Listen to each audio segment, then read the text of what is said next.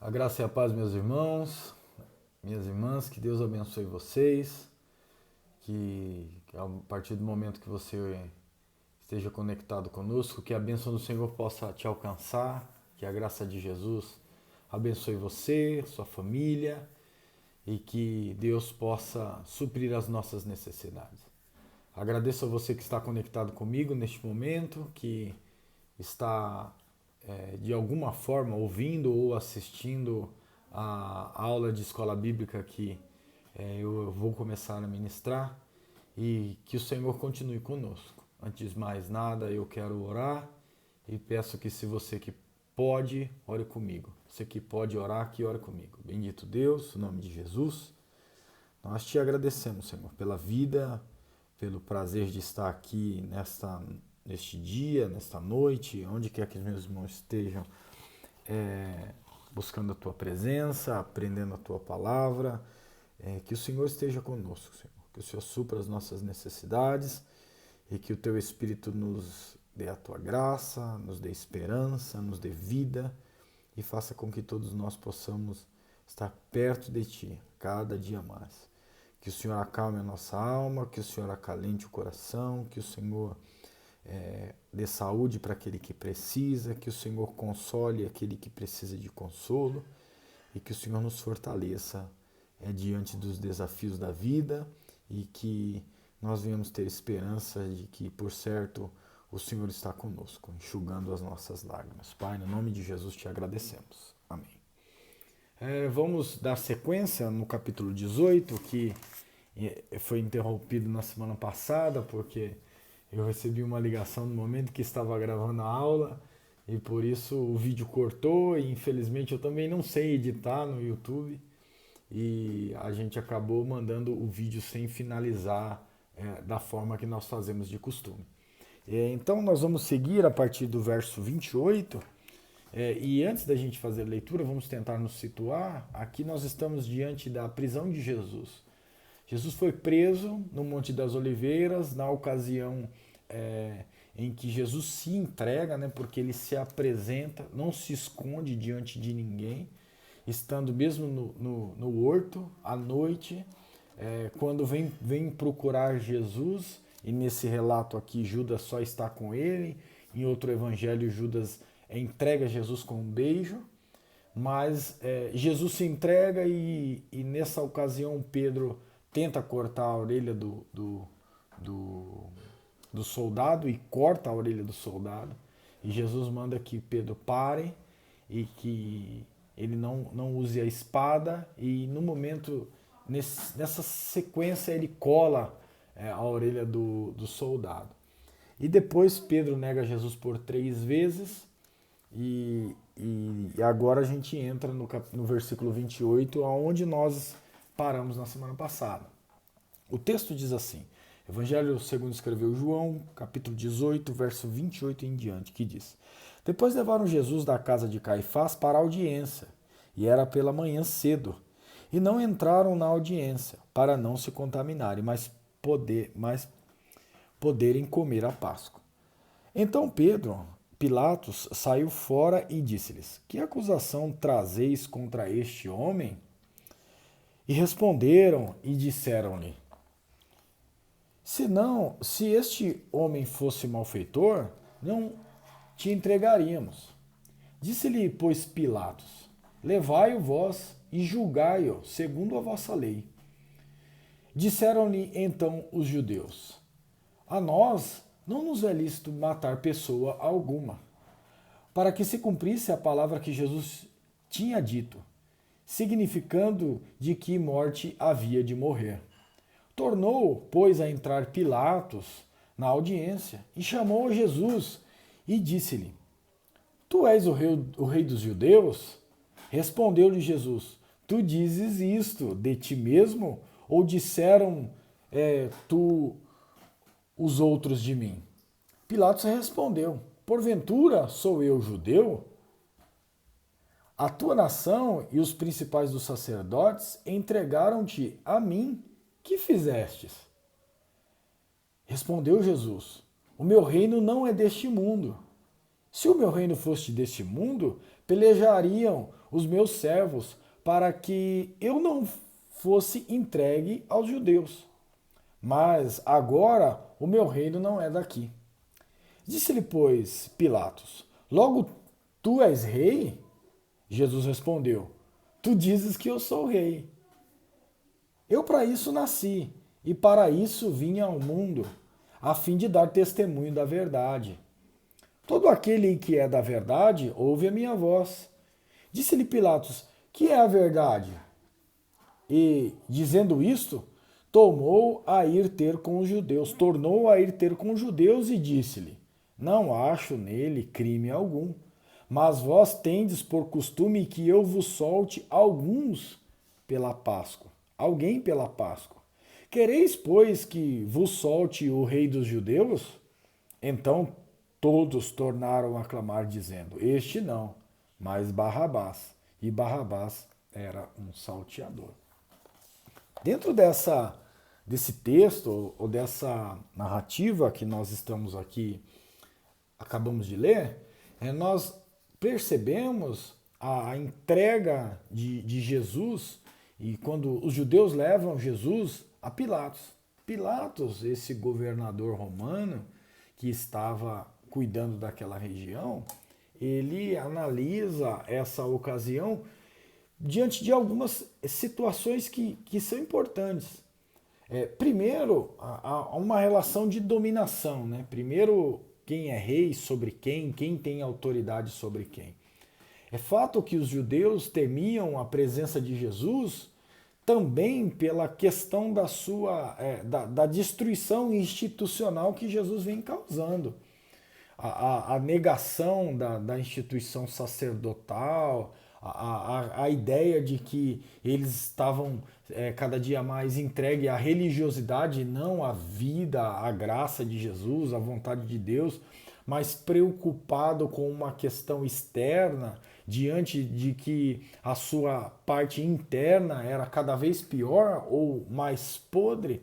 Então, o que Jesus condenava diante da religiosidade judaica, de algumas das ramificações, principalmente os fariseus, os escribas, era porque havia uma aparência de santidade, e quando no seu interior havia aquilo que Jesus chama de sepulcro caiado, né? Que por dentro eram podres, mas por fora é uma aparência de uma grande beleza. Então, há uma questão de poder envolvida em tudo isso. Por isso, a pergunta de Pilatos já é essa: você é o rei dos judeus? Porque a história aponta para os judeus diante de uma insubordinação a diversos reinos. A história judaica é uma história marcada por essa insubordinação. Não somente na cidade de Jerusalém e na nação de Israel, mas onde quer que os judeus estavam, quando se tinha essa influência politeísta, em que mexia com aquilo que era uma fé monoteísta, eles sempre se rebelavam, eles sempre faziam estragos com essa insatisfação que ele tinha diante dos governos de impor alguma coisa que eles não queriam. E é claro que esses sacerdotes, sumos sacerdotes, estão de conchavo com o governo romano, com a finalidade de se manterem no poder, que seja um poder religioso, uma dominação religiosa, batendo ou prestando continência a Roma diante da imposição romana, e havia esse diálogo. Por isso que eles vão, com uma intenção de matar Jesus, eles entregam Jesus a Pilatos, dizendo: olha, nós não podemos matar, mas nós sabemos que você pode. Ou seja, se nós conduzirmos Jesus a Pilatos, Pilatos mata ele, ou seja, faz a nossa vontade de matar Jesus, que pela nossa leitura lá do capítulo 6, 7, 8, e aí em diante o 13, fica muito claro que os judeus procuram matar Jesus. Desde a ressurreição de Lázaro, do milagre do cego de nascença, que é uma linha que o evangelho segue, a gente pode ver quanto tempo eles estão planejando matar Jesus. E quando conseguiram, eles estão dizendo: olha, a gente quer matar, mas nós não podemos, porque a lei não permite. E é aquela mesma questão que Jesus está apontando lá no evangelho de Mateus, quando ele diz assim: olha, Quando você intentar matar alguém, você já cometeu homicídio. Então, de fato, o que acontece aqui? O que acontece aqui é que há um desejo intenso de matar Jesus, mas a incapacidade de cometer essa ação, porque a lei ela proíbe. E é essa a condenação que Jesus faz para os judeus. Ele está dizendo: vocês, com toda essa aparência de santidade, querem me matar e vão me matar, que é o que eles fazem aqui. Mas não eles levam para quem tem essa capacidade de matar, talvez sem nenhum peso de nenhuma lei que impeça por ele ser esse governante romano. Então, o texto leva Jesus diante de Pilatos e nessa ocasião eles não matam. Mas o diálogo entre Jesus e Pilatos é muito interessante, porque o Pilatos já pergunta para ele: tu és o rei dos judeus? E Jesus já responde: é você que está dizendo. Jesus não se autodenomina e também não é proclamado rei dos judeus numa cerimônia de uma forma em que ele é consagrado ou aceito como rei.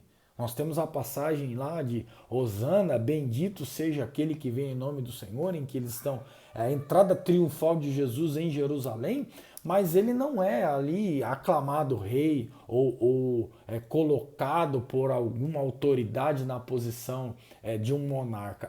Pelo contrário, Jesus está aqui com um povo marginalizado, os seus discípulos são pessoas que em algum momento até foram ridicularizadas, como mulheres adúlteras, aqueles que roubam impostos, a gente tem pescadores, nós temos uma série de pessoas simples à volta de Jesus.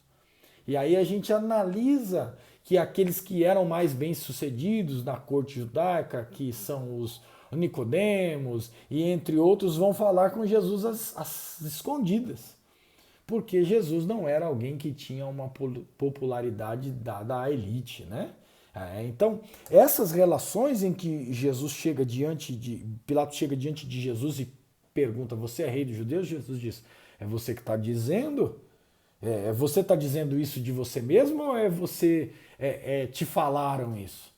Então, essas perguntas de Jesus responde com perguntas, Jesus não responde encerrando. Essa habilidade de Jesus de questionar, ela é uma habilidade que nunca encerra a questão.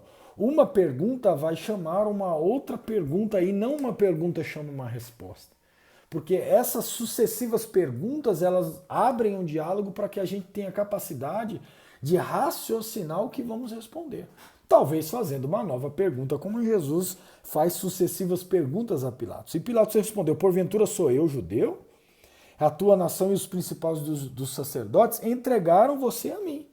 Que fizeste? Ou seja, agora tá bom, você está dizendo que não é rei dos judeus, eu também não estou afirmando nada, então eu quero saber o que é de errado que você fez para as pessoas te trazerem para mim. E Jesus respondeu: meu reino não é deste mundo. E aí Jesus vira a cabeça do Pilatos de ponta cabeça. Olha, se o meu reino fosse desse mundo, eu não tinha sido entregue para você. E de forma alguma, porque os meus servos não deixariam. Aí Pilatos pergunta: logo tu és rei? Olha, volta de novo a pergunta. Já que o seu reino não é deste mundo, você é rei então. Ele diz: tu dizes que eu sou rei. Para isso eu nasci. Então já vira uma coisa. Então, já que você nasceu para ser rei, vira uma outra questão. Mas parece que Jesus está respondendo outra coisa. E para isso vim ao mundo, a fim de dar testemunho da verdade. E todo aquele que é da verdade ouve a minha voz. A verdade que Jesus está dizendo aqui, e o reino de Jesus aqui não é o reino terreno, fato. É o reino de Deus implantado na terra, por meio do qual Jesus governa o seu povo. Não é um reino físico pautado numa questão hierárquica em que a gente tem servos e ministros e entre outras coisas, mas é um reino pautado naquilo que ele diz lá no capítulo 15, um reino de amigos. Um reino em que nós juntos estamos construindo uma melhor forma de convivência. Então, nesse diálogo, o que ele está dizendo? Eu vim para dar testemunho da verdade. Pilatos diz que é a verdade. E dizendo isto, tornou a ir ter com os judeus. Então, Jesus não respondeu a pergunta de Pilatos. E Pilatos também ficou perguntando, e agora ele vai lá para os judeus e diz assim: não acho, disse Pilatos. Jesus foi. Pilatos foi ter com eles: desculpa, não acho nele crime algum. Ou seja, Pilatos está dizendo: eu não tenho do que condenar ele. Ele não se autoproclamou rei, ele não, está dizendo que não é rei, está dizendo que o reino dele não é deste mundo. Não estou entendendo muito bem o que ele está dizendo, porém, eu não tenho do que condená-lo. Ou seja, diante das perguntas que Pilatos faz, tem uma pretensão de fazer com que Jesus cause prova contra si mesmo. Então, essas perguntas e indagações que são feitas a Jesus é exatamente para que ele ele crie prova contra ele mesmo. Mas Jesus não faz isso de forma alguma. E o Pilatos entende muito bem isso e diz: olha, ele não tem pecado, não tem erro. Mas espera aí. Eu tenho costume, mas vós tendes por costume que eu vos solte alguém por causa da Páscoa. Então, beleza. Então, quereis que eu solte o rei dos judeus? Então já é uma ironia. E ele já está dizendo, já que vocês estão chamando, dizendo que ele é rei dos judeus, vocês precisam resolver um problema entre vocês. E em nenhuma outra forma, Jesus está tendo uma ideia de ir contra o império de César, de ir contra Pilatos. Não tem nesse diálogo essa ideia. Mas ele está dizendo: é o rei de vocês querem que eu solte ele? E eles estão dizendo, todos tornaram a clamar dizendo: este não, mas Barrabás. E Barrabás era um ladrão.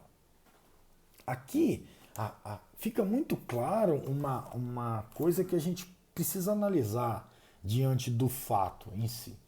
Se Jesus estava lá preso, se havia uma multidão que cercava Jesus diante das suas ações milagrosas, dos seus atos, dos seus ensinamentos, das coisas extraordinárias que Jesus fazia, da sua bondade, generosidade, entre outras coisas, é fato que nessa ocasião, dificilmente a gente consegue interpretar que as pessoas que seguiam Jesus estavam ali ao mesmo tempo condenando Jesus. É possível que essas pessoas que estejam aqui diante de Jesus, gritando solte Barrabás e não solte o rei dos judeus, precisa ser entendido que ou elas não tinham conhecimento, que é difícil a gente pensar dessa forma, ou elas foram levadas a pedir para condenar Jesus simplesmente pelo fato de Jesus ser contra a religião judaica e ao mesmo tempo influenciado pelo pensamento dos judeus, dos sacerdotes, dos fariseus, dos escribas, com a finalidade de eliminar aquela relação que Jesus tinha contrária a essa instituição judaica. Ou então nós podemos pensar que eram pessoas totalmente levadas pelo mesmo pensamento dos principais para simplesmente matar Jesus. Então, a gente precisa entender que aqui também pode ter aquele efeito que hoje em dia é identificado como um efeito manada. As pessoas não estão preocupadas em olhar o que está acontecendo, analisar se Jesus de fato merecia aquela condenação, pensar todas essas coisas. O que as pessoas estão ali, algumas para ser um eco, né, daquilo que as pessoas estão falando. Tá todo mundo dizendo vamos matar Jesus, então vamos matar Jesus. Tá todo mundo dizendo vamos soltar o Barrabás, que fez mal para as pessoas como um ladrão, um salteador, e vamos prender e matar aquele que curou o cego, aquele que ressuscitou Lázaro, aquele que ensinou o povo a ser bondoso, generoso, a que a sua justiça precisa exceder a dos escribas e fariseus. Então há uma escolha. E de fato, às vezes as nossas escolhas, sem ter esse critério de bom senso e de análise mais crítico de algumas questões, nós acabamos às vezes escolhendo pessoas e julgando situações e às vezes tendo preferência por aquele que é o que não está certo em algumas ocasiões. E o que não tem do que ser condenado. Então é muito interessante a gente analisar isso. Porque do modo geral, por mais que nós analisamos a perspectiva de Jesus morrer por nós e se entregar e ser redimido e a gente ser redimido pela morte de Jesus, a gente precisa entender que o que aconteceu aqui com Jesus foi uma tremenda injustiça. Uma tremenda injustiça. Por quê? Porque ninguém quer ser condenado por uma maldade que não cometeu. Hoje a gente assiste um programa de televisão, uma reportagem, está lá um homem que foi preso por 5 anos injustamente. Confundiram fulano de tal com outra pessoa, eles eram parecidos, mas não era a mesma pessoa, a pessoa foi presa. Perdeu 5 anos da sua vida, vai levar um rastro de ex-presidiário para onde for. E até ele provar isso, mesmo estando solto, vai ser um estardalhaço. E a gente acha isso uma tremenda injustiça, mas parece que falar que Jesus morreu em nosso lugar, a gente vai dizer, não, é justo, porque de fato Jesus veio, como ele está escrito, olha, eu vim para isso, né? Eu vim por causa da verdade, eu vim para me entregar mesmo. Então, já que Jesus quis se entregar, ele conseguiu vencer a morte, ele pagou o pecado, que a cédula que nos era contrária, Jesus rasgou, entre outras coisas, está tranquilo, mas não está tranquilo, está errado. E precisa ser falado por nós. O que fizeram com Jesus foi injusto, foi fraudulento, foi mentiroso, está totalmente equivocado. Porém, diante de tudo isso, Jesus vem se entregar para a humanidade. Mas a gente precisa dizer isso e precisa saber disso, que foi feito uma tremenda de uma injustiça e foi feito com que Jesus, de alguma forma, tentasse criar provas contra si mesmo. Na sequência, o capítulo 19 vai dizer assim: Pilatos, pois, tomou então a Jesus e o açoitou. E os soldados, tecendo uma coroa de espinho, lhes puseram sobre a cabeça. E lhes vestiram roupas de púrpura. E diziam, salve o rei dos judeus! E davam-lhe bofetadas. Então Pilatos saiu outra vez fora e disse-lhes, eis aqui, vô-lo trago fora, para que saibais que não acho nele crime algum. Saiu, pois, Jesus fora, levando a coroa de espinhos e roupa de púrpura, e disse-lhe Pilatos, eis aí o homem. Vendo-o, pois, os principais dos sacerdotes e os servos clamaram, dizendo, crucifica-o, crucifica-o. Disse-lhes Pilatos, tomai vós e crucificai-o, porque eu nenhum crime acho nele. Responderam-lhe os judeus, nós temos uma lei, e segundo a nossa lei, deve morrer. Nós temos uma lei, e segundo a nossa lei, deve morrer porque se fez filho de Deus. E Pilatos, quando ouviu esta palavra, mais atemorizado ficou. E entrou outra vez na audiência e disse, Jesus, de onde és tu? Mas Jesus não lhe deu resposta. Disse-lhe, pois, Pilatos, não me falas a mim?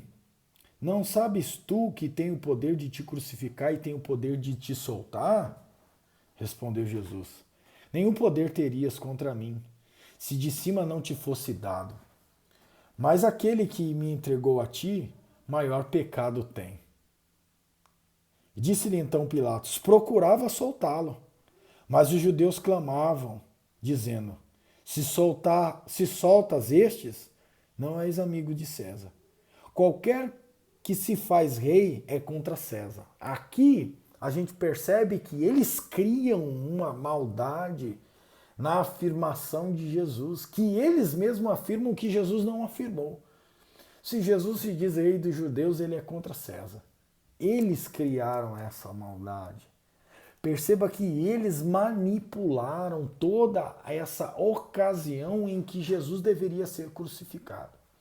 E o que é mais interessante é toda a maldade que se tem, porque as pessoas eram crucificadas, mas essa maldade toda aqui que a gente está vendo, de coroas de espinho, de manto de púrpura, e tem um lance em uma ocasião em outro dos evangelhos, que eles pegavam uma madeira, um pedaço de pau, que em algumas traduções chamam uma cana, né, que é uma madeira comprida, dão na mão de Jesus para zombar dele como se fosse um cetro de um rei, e ao mesmo tempo eles tomam aquela cana e batem na cabeça de Jesus em cima da coroa de espinho.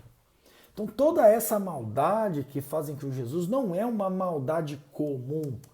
Os outros que foram crucificados junto com Jesus não estavam dessa forma, não apanharam tanto, não foram crucificados com uma coroa de espinho, não levaram tantas chicotadas. Então tudo isso foi maquinado para oprimir Jesus, e já que ele era esse filho de Deus, eles deveriam, na concepção deles, se livrar de todo esse sofrimento.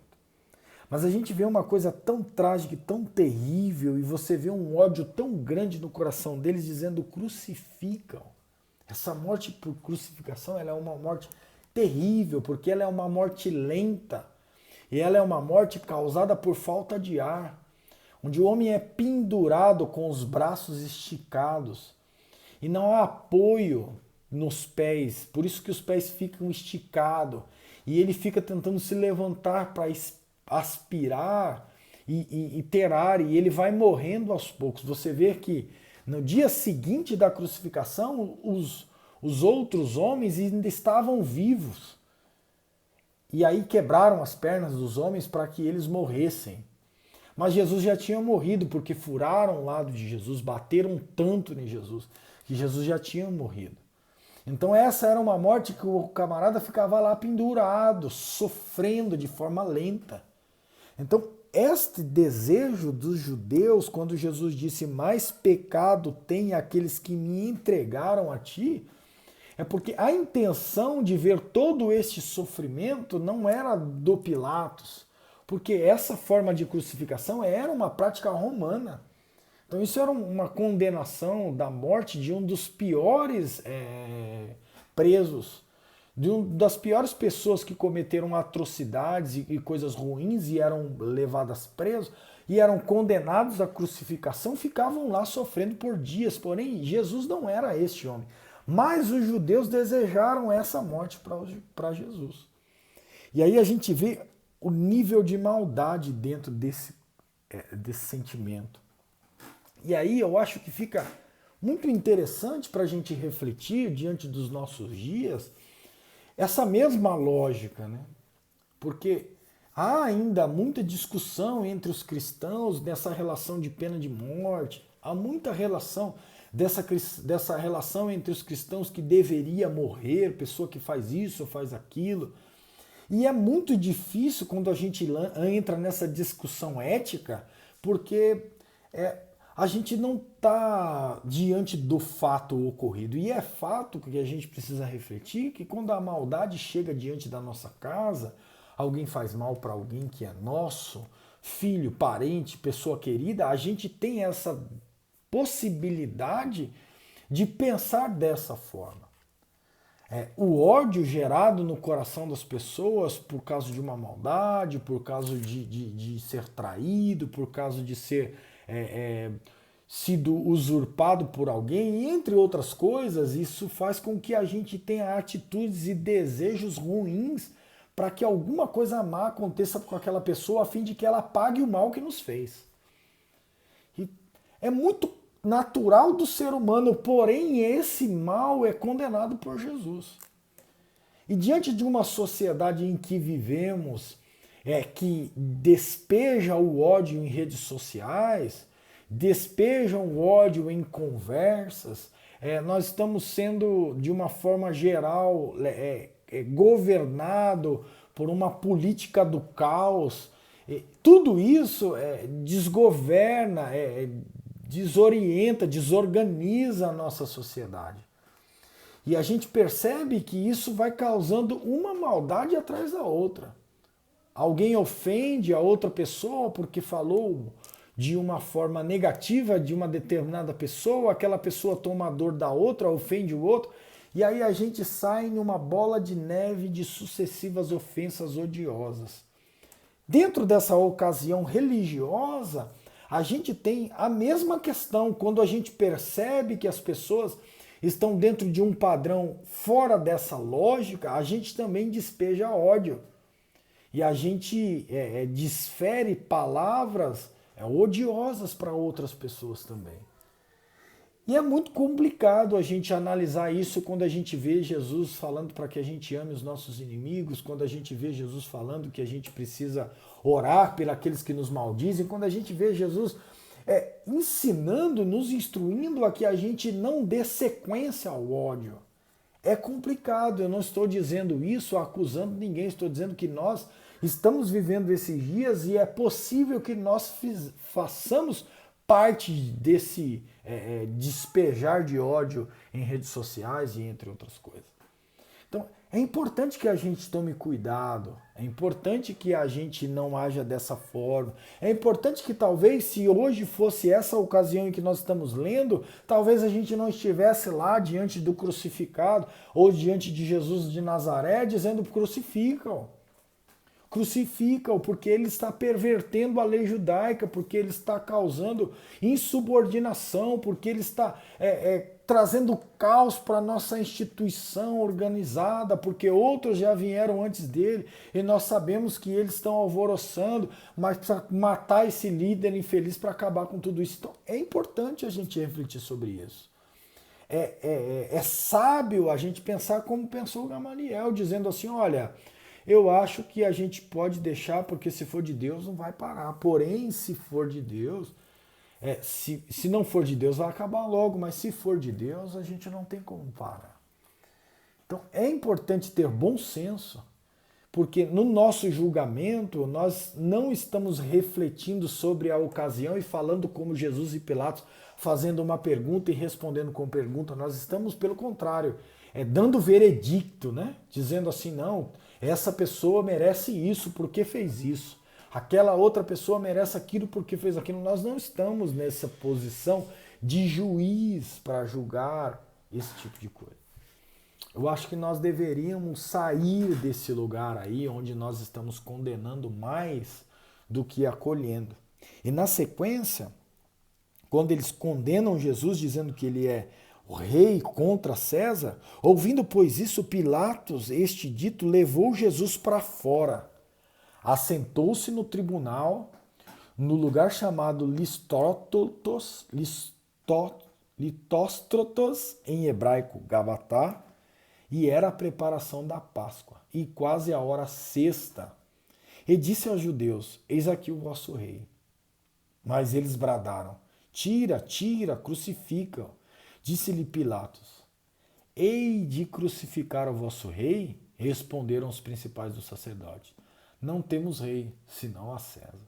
Então, consequentemente, entregou-lhe para que fosse crucificado. E tomaram Jesus e o levaram. E levando ele às costas a sua cruz, saiu para o lugar chamado Caveira, que em hebraico se chama Gólgota, onde o crucificaram, e com eles outros dois, um em cada lado, e Jesus no meio. E Pilatos escreveu também um título, e pô-lo em cima da cruz, e nele estava escrito, Jesus Nazareno, Rei dos Judeus.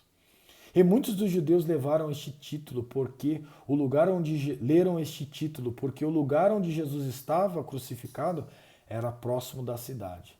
E estava escrito em hebraico, grego e latim.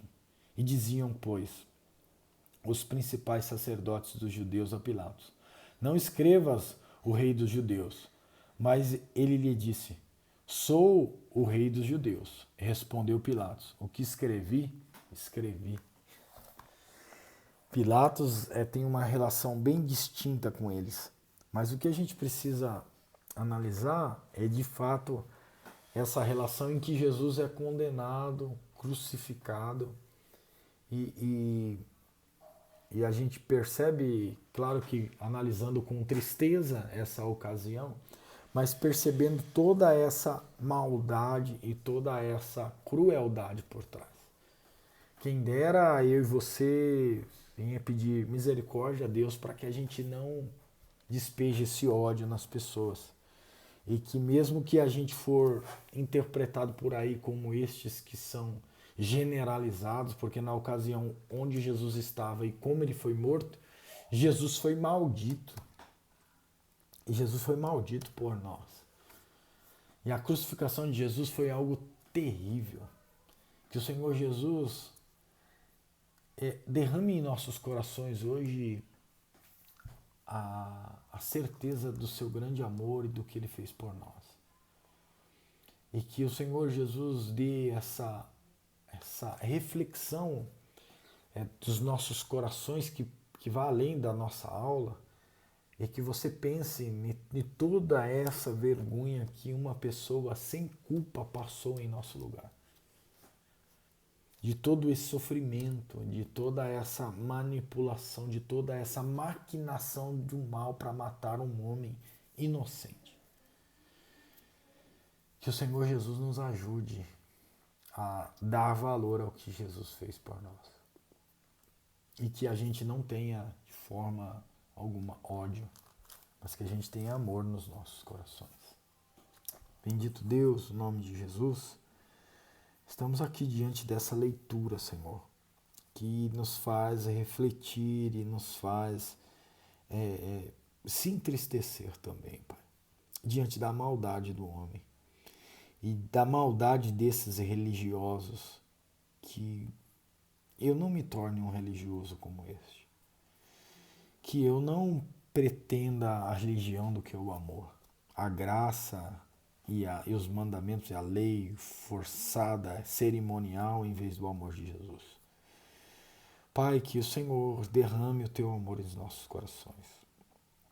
Que o Senhor nos livre de maquinar o mal. Que o Senhor nos dê a tua graça e que o Senhor nos aproxime de ti, Pai. Que o teu amor seja derramado dia após dia em nossos corações. Que a gratidão pelos teus atos milagrosos e pela sua entrega na cruz do Calvário seja derramado, seja recebido no céu. Quando eu disser muito obrigado, graças te dou. Quando a tua igreja disser graças te dou por tão grande sacrifício feito por mim na cruz do Calvário. Que o Senhor me perdoe, Senhor, da minha ingratidão. Que o Senhor me perdoe da minha falta de valoração a tudo aquilo que o Senhor fez por mim. Que o Senhor ajude os meus irmãos a que nós venhamos reconhecer tudo que o Senhor fez por nós. Que essa palavra esteja cravada em nossos corações e que o Senhor nos ajude, Pai. Em nome de Jesus. Encerro aqui, meus irmãos, a minha contribuição nessa aula para cada um de vocês. Que vocês sejam abençoados, que a graça de Jesus alcance a cada um de nós. Espero que essa aula te edifique, te dê crescimento, a fim de que nós possamos cada dia mais parecer com Cristo. Que Deus abençoe você, que Deus abençoe a sua família, que a graça de Jesus esteja com vocês e que nós venhamos nos ver em breve na nossa próxima aula. Muito obrigado por estar conosco e até breve. Deus abençoe.